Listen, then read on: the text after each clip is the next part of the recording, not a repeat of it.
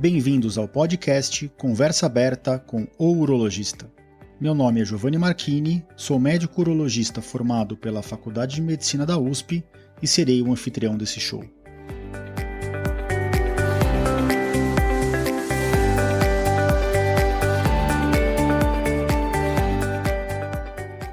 Nesse podcast, queremos compartilhar conhecimento confiável e de qualidade sobre saúde. Com um formato único e inovador, e sempre com o foco no paciente, nós vamos esclarecer as suas dúvidas, trazendo todos os ângulos das situações vivenciadas no dia a dia da urologia.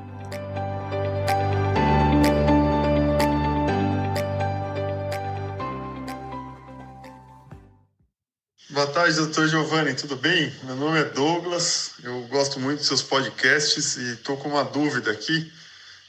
Eu quero fazer minha vasectomia e não queria perder um dia de trabalho e internar no hospital e tudo mais. Você recomenda fazer na clínica? Obrigado. Bem-vindo a todos a mais um episódio do nosso podcast, episódio 12. Nesse episódio eu vou falar de um tema que não diz respeito necessariamente apenas à urologia, mas é uma pergunta bem frequente dos meus pacientes. É bem comum eles perguntarem se é recomendado ou não fazer cirurgia em consultório, se isso é seguro. Eu, particularmente, não gosto muito de fazer isso, tenho colegas médicos e urologistas que fazem. Esse tema gera realmente bastante polêmica entre os colegas. E aqui eu estou falando de cirurgia de fato, tá bom? Procedimentos que implicam em anestesia com local, com injeção de medicamentos ou de substâncias e com incisões. Eu não estou falando daqueles procedimentos pequenos, tipo retirada de ponto, troca de curativo, uma simples retirada de catéter pelo fio, tá? Então, só para deixar bem claro que nesse episódio a gente vai falar sobre os procedimentos cirúrgicos mesmo, não procedimentos de pele que não tem nenhum tipo de invasão do corpo. E para falar um pouquinho desses procedimentos, acho que o primeiro paralelo que eu preciso fazer para vocês é em relação às regras, né, as normas que os consultórios têm que obedecer para que o médico possa fazer esse tipo de procedimento na sua clínica. No meu site, no episódio, eu vou deixar bem detalhado no texto, mas eu queria deixar claro para vocês aqui que todo consultório médico precisa de algumas aprovações, né? E quando você vai fazer cirurgia, além da aprovação do Corpo de Bombeiros, você tem que ter uma certificação da Anvisa. A Anvisa é a Agência Nacional de Vigilância Sanitária, que tem a famosa agência americana FDA, né? Que a Anvisa é a versão brasileira do FDA. Então, a Anvisa ela tem como finalidade promover a proteção à saúde da população por intermédio do controle sanitário, da produção, comercialização de produtos e serviços. E esse órgão regulador avalia todos os ambientes, os processos, os insumos e as tecnologias nesse contexto todo. E para a saúde não há diferença. Então, a Anvisa que normatiza, que cria essas regras, esses regulamentos, que fiscalizam isso e dão suporte para esse tipo de atividade, e essa certificação é obrigatória para quem quer fazer procedimento em consultório. Eu vou dar alguns exemplos para vocês, tá? Então, a Anvisa, existem algumas resoluções técnicas que ela publica, que são de uso público, e a mais famosa, que é a que tem que ser mais respeitada nas clínicas médicas, é a RDC 50, que já é uma resolução inclusive antiga, mas que continua regendo a forma como os consultórios têm que se comportar para que o médico possa fazer procedimentos na sua clínica. Eu vou citar algumas coisas que essa RDC obriga, para vocês verem como é complexa a situação, né? Às vezes a gente vai fazer um procedimento numa clínica, a gente não imagina tudo que aquela clínica já passou e para obter essa certificação. Então, em primeiro lugar, quando um consultório, uma clínica quer fazer procedimento, o próprio projeto arquitetônico e de engenharia, ele tem que ser um projeto diferenciado, e o próprio projeto, antes da montagem do consultório, tem que ser submetido à aprovação da Anvisa. Outros itens importantes, então as salas têm que ter tamanho específico, tem que ter uma uma aeração própria, tem que ter determinado um fluxo de pessoas, de materiais, o consultório tem que ter DML, tem que ter uma área limpa separada de uma área contaminada, você tem que ter um centro de material especial, onde você vai esterilizar os materiais que você vai usar, que são de uso permanente. E tem que ter bem descrito um fluxo específico, da onde que o material vai, quando ele está sujo, para onde ele vai para ser limpo e depois para ser esterilizado, e como ele volta para esse mini centro cirúrgico, tá? Teoricamente você tem que ter um vestiário para troca de roupa de quem está fazendo a cirurgia, o piso tem que ser um piso especial. Acho que quem já foi em consultório, em clínica, sabe que o piso às vezes é um piso porcelanato, mas na área de procedimento ele tem que ser um piso laminado, né, como se fosse uma massa impermeável que é passada. As bordas, os cantos são todos arredondados, e isso permite a limpeza, né? Tem que ser impermeável para permitir uma limpeza mais específica. Você tem que ter descrito também um sistema de coleta de material infectante e da roupa suja que você está usando. Sem contar que a clínica tem que ser equipada com aparelhos de primeiros socorros, como desfibrilador, entre outros. Então, acho que ficou claro para vocês aqui o extremo cuidado que a Anvisa tem em aprovar um ambiente. Então, por que isso? Né? Isso é para a segurança do paciente, segurança do profissional e segurança daquele prédio onde a clínica, o consultório está. Todo hospital obedece a essas regras. Então, quando você está dentro de um centro cirúrgico de hospital, automaticamente você está dentro de um ambiente totalmente preparado e montado dentro dessas regras, tá? E toda clínica que faz procedimento tem essa certificação? Olha, vou ser bem sincero, infelizmente não. Né? Então tem muita clínica que inclusive é muito bonita, a parte arquitetônica, em que são realizados procedimentos de forma rotineira e que os gestores não tiraram essa certificação, não tiveram esse cuidado. Por quê? Por vários motivos. Primeiro que as regras são bem rígidas mesmo, né? Para ter essa proteção do paciente, principalmente. Segundo que essas coisas demoram. Então, você está construindo um consultório, às vezes para você conseguir uma certificação da Anvisa demora meses, até anos às vezes. Então, isso às vezes inviabiliza um negócio, um consultório. Lógico que isso não é uma justificativa, mas é um motivo frequente que eu vejo dos consultórios começarem a atuar sem a certificação ter sido obtida. E às vezes a certificação ela não vem, o fiscal da Anvisa nega a certificação e o consultório tem que se mexer, tem que mudar as coisas, se adequar, e nem sempre o consultório consegue se adequar. Às vezes tem coisas estruturais que não são fáceis de se adequar. Então, onde que eu quero chegar? Se você for fazer um procedimento numa clínica ou no consultório, não tenha medo de pedir para o gestor ou para o médico ou perguntar se aquela clínica tem a certificação da Anvisa. Isso é uma triagem grande já, tá? Porque eu vejo muito paciente que acaba correndo riscos desnecessários, às vezes ele nem está sabendo o risco que ele está correndo. Então acho que é uma pergunta simples que a gente pode fazer, não tem a ver com a parte médica em si, tem a ver com a parte de segurança, né, da Anvisa, mas é importante falar isso e eu queria começar o episódio falando isso, tá?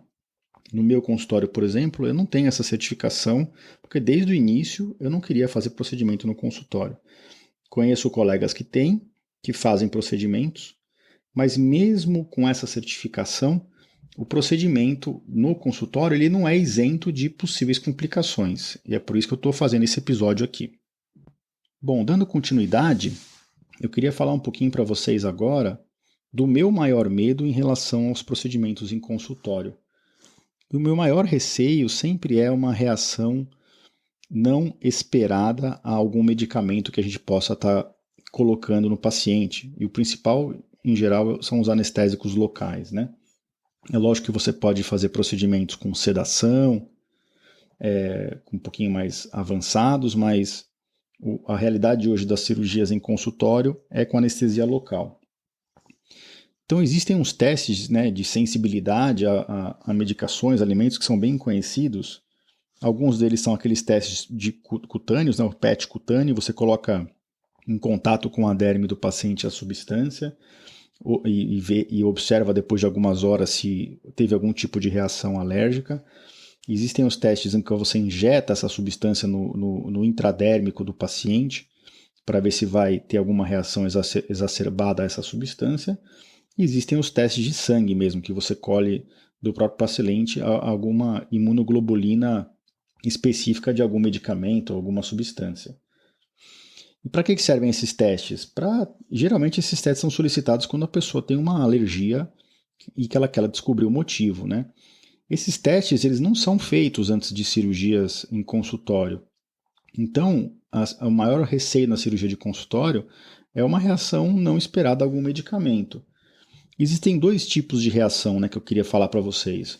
Um é a reação anafilática, que é bem famosa, e as outras são as reações anafilactoides. Por que anafilactoides? Porque elas se assemelham muito às reações anafiláticas, mas na verdade elas não têm a mesma fisiopatologia, não é a mesma coisa que acontece no sangue do paciente. A reação anafilática, basicamente, para explicar para vocês, quando um antígeno entra em contato com o nosso corpo pode produzir anticorpos e imunoglobulinas contra aquele antígeno. Então vamos supor que hoje eu entrei em contato com ácaro. Amanhã o meu corpo vai estar cheio de imunoglobulina pronta para ser produzida contra esse ácaro. Então, se eu entrar em contato de novo com esse ácaro amanhã, eu posso ter uma reação exagerada de produção de imunoglobulina E, que é a imunoglobulina envolvida na reação anafilática, contra esse antígeno. Já as reações anafilactoides, elas não têm esse mecanismo da imunoglobulina. O corpo produz uma reação exagerada devido à própria substância, não é a imunoglobulina que é produzida de forma exagerada. Do ponto de vista clínico, as duas reações são muito parecidas. Às vezes acontece aquele racho cutâneo, né? O corpo fica cheio de mancha vermelha, ou até bolinhas vermelhas, placas, né, vermelhas, ou eczemas, ou às vezes até bolhas. E o nosso maior medo sempre é o edema, o inchaço do corpo, e principalmente na glote, que é onde passa o ar, e aí a gente pode, por conta de diminuição na luz, né, diminuição no local que é feito para que o ar passe, para chegar nos nossos pulmões, esse local pode ficar estreito, e isso gera uma dificuldade respiratória. E aí começa aquela correria para o tratamento, seja reação anafilática, seja anafilactoide, né? Então, a gente tem que dar adrenalina, às vezes tem que passar um tubo no paciente, ou fazer uma cricotireoidostomia, né, que o pessoal sabe que é aquele procedimento no pescoço. Então, esse tipo de reação, a gente sempre faz um screening clínico, né? A gente pergunta para o paciente sempre se ele tem alguma reação alérgica, alergia a alguma coisa. O fato do paciente ser um paciente mais atópico, que a gente chama, um paciente que tem algumas alergias, não aumenta muito o risco dele ter uma reação anafilática, mas se ele tiver uma reação anafilática, ela pode ser mais grave, inclusive levar ao óbito, né? Então, mesmo a gente fazendo esse screening, o paciente dizendo para a gente que ele não tem nenhum tipo de reação alérgica, alergia, mesmo assim isso pode acontecer, né? E é por isso que a reação anafilática ela é tão complicada, porque você pode estar no meio de um procedimento simples, cirúrgico, e o paciente pode apresentar essa reação.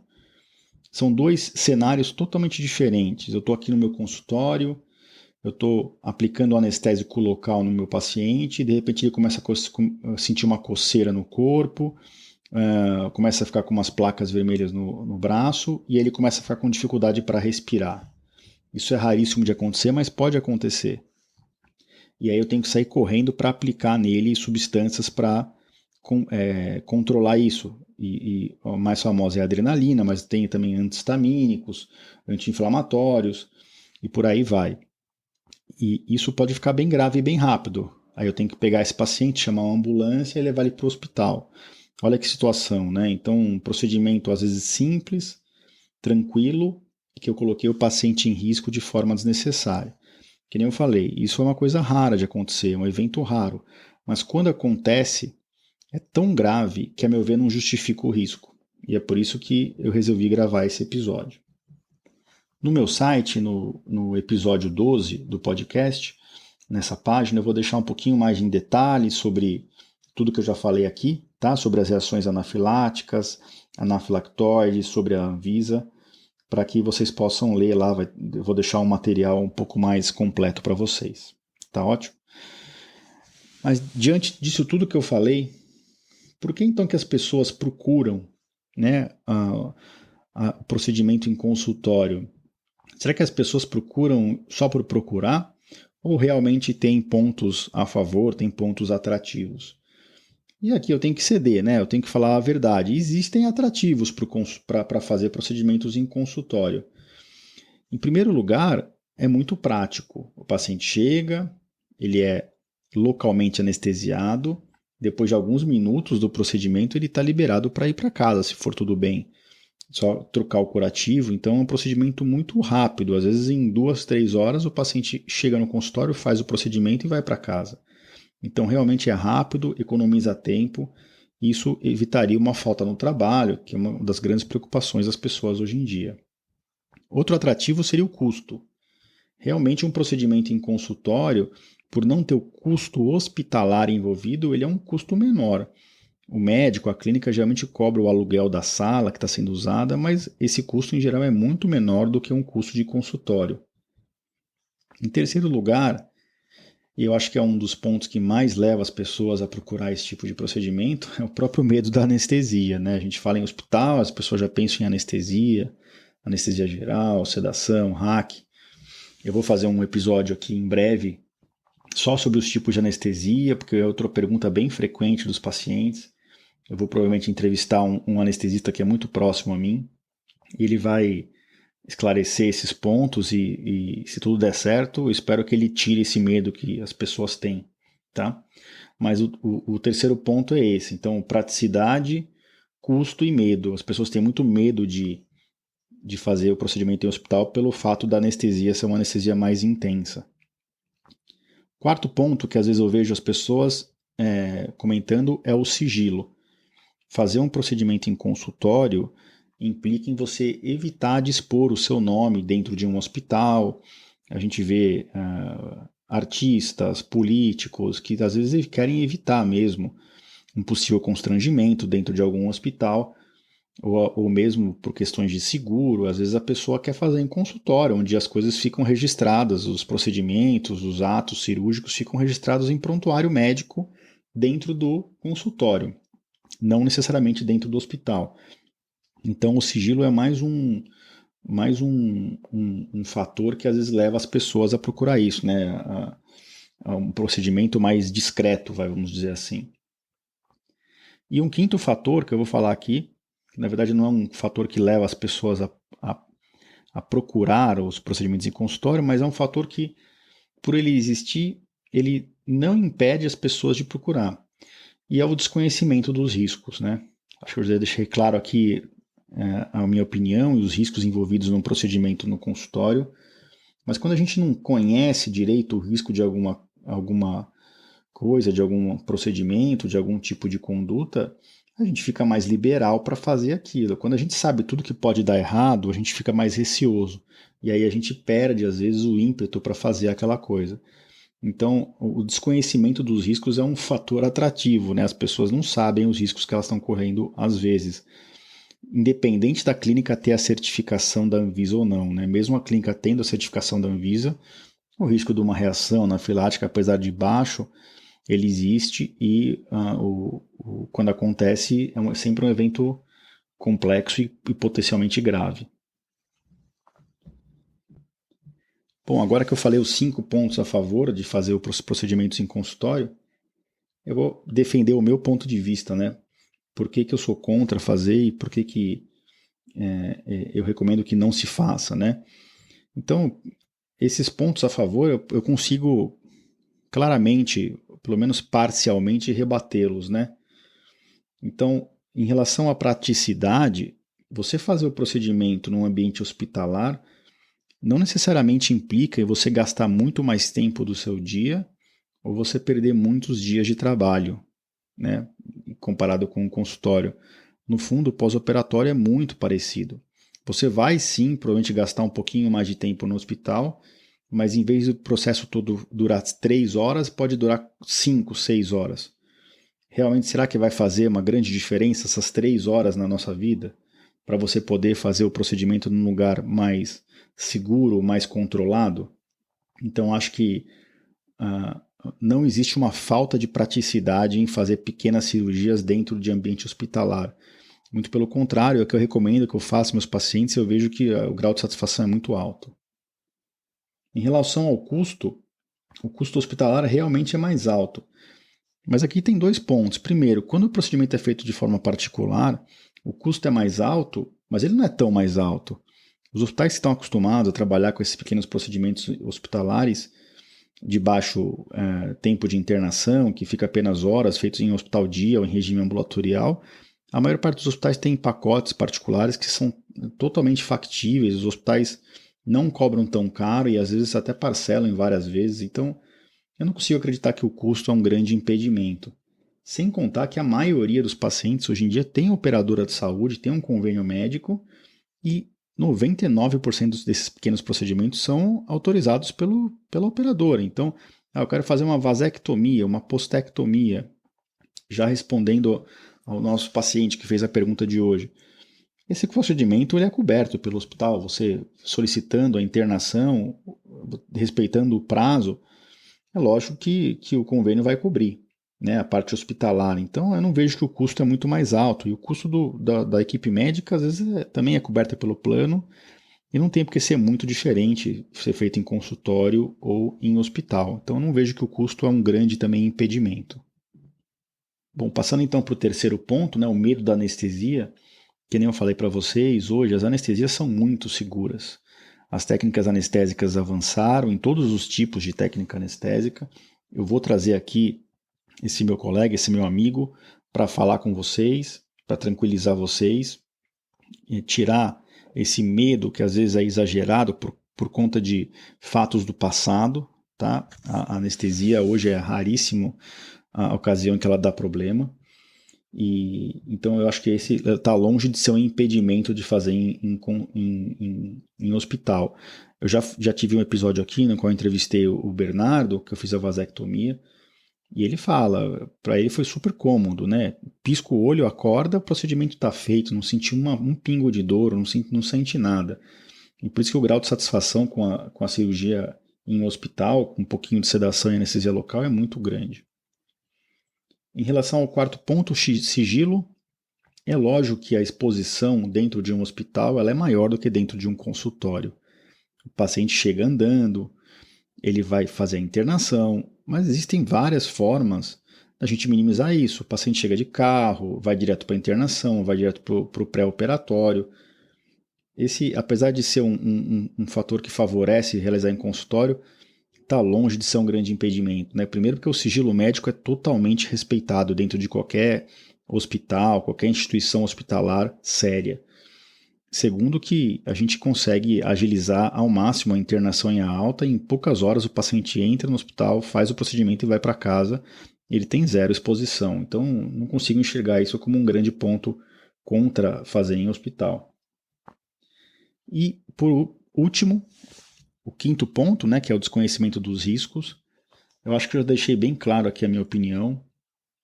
E o risco de uma reação anafilática ou anafilactoide, apesar dele ser baixo em consultório, se esse evento ocorre, pode oferecer tanto risco para o paciente que eu não consigo enxergar aonde que isso faz sentido.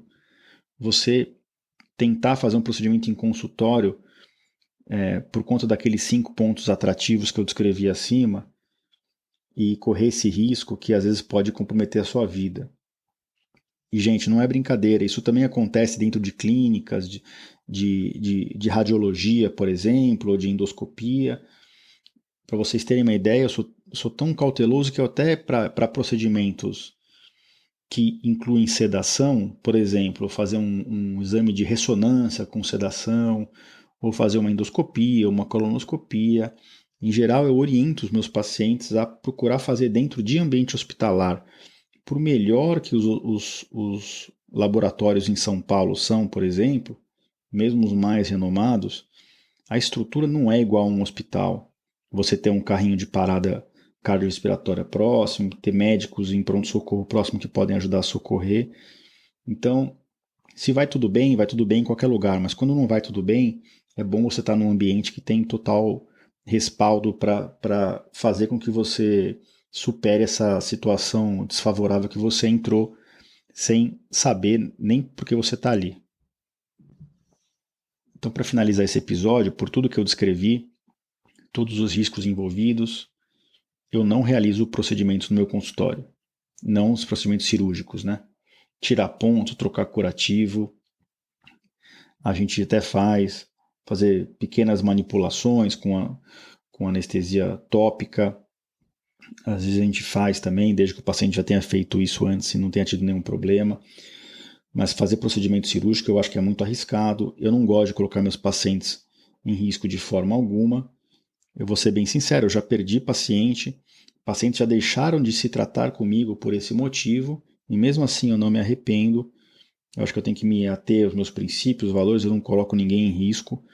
E se o paciente às vezes quer a solução mais fácil, mais rápida, às vezes eu indico algum colega que está acostumado a fazer esse tipo de procedimento, porque eu realmente não enxergo o sentido, não vejo sentido em colocar uma pessoa em risco, uma pessoa que às vezes é um pai, uma mãe de uma família, e eu não desejo isso para ninguém, nem para amigos, nem para inimigos.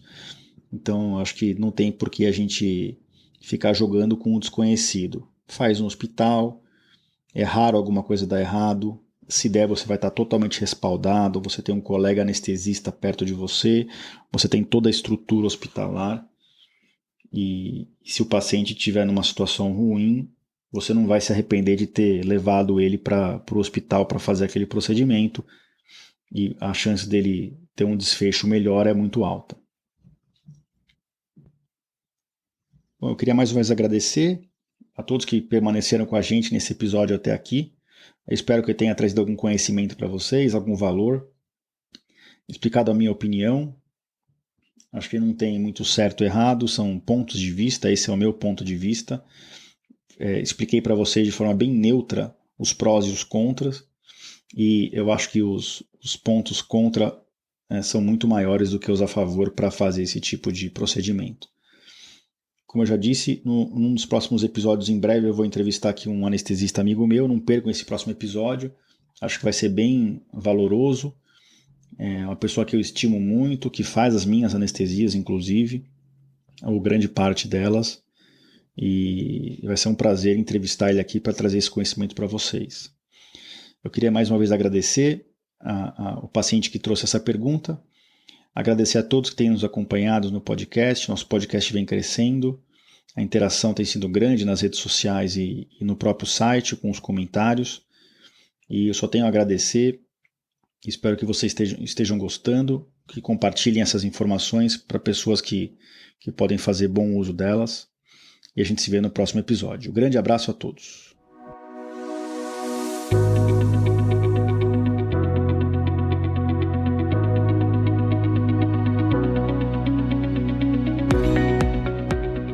Você ouviu a mais um episódio do podcast Conversa Aberta com o Urologista. Mais uma vez, obrigado e até o próximo.